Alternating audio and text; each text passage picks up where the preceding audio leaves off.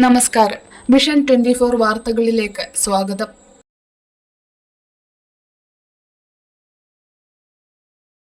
കുറ്റ്യാടി പുഴയിൽ കുളിക്കാനിറങ്ങിയ 2 വിദ്യാർത്ഥികൾ മുങ്ങിമരിച്ചു. പാറക്കടവ് കൊളമുള്ളക്കണ്ടി യൂസഫിന്റെയും സഫിയയുടെയും മകൻ റിസ്വാൻ, കൊളപ്പൊയിൽ മജീദിന്റെയും മുംതാസിന്റെയും മകൻ സിനാൻ എന്നിവരാണ് മരണപ്പെട്ടത്. ഇരുവരും കുറ്റ്യാടി ഗവൺമെന്റ് ഹൈസ്കൂൾ 10ാം ക്ലാസ് വിദ്യാർത്ഥികളാണ്. ചെറിയ കുമ്പളം കൈതേരിമുക്കിൽ വെച്ചാണ് അപകടം.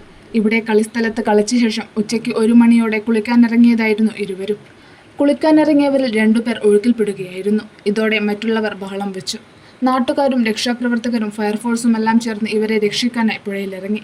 കയർ കൊണ്ട് പുഴയ്ക്കടിയിൽ നെറ്റിട്ട് അതിർത്തി കെട്ടിയായിരുന്നു തെരച്ചിൽ. ബോട്ടും തോണികളുമെല്ലാമായി രക്ഷാപ്രവർത്തകരെത്തി.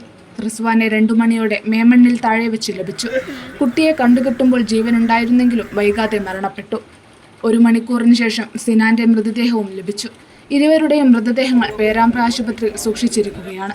നേരത്തെ 5 കുട്ടികൾ മരണപ്പെട്ട സ്ഥിരം അപകട മേഖലയാണ് ഇത്.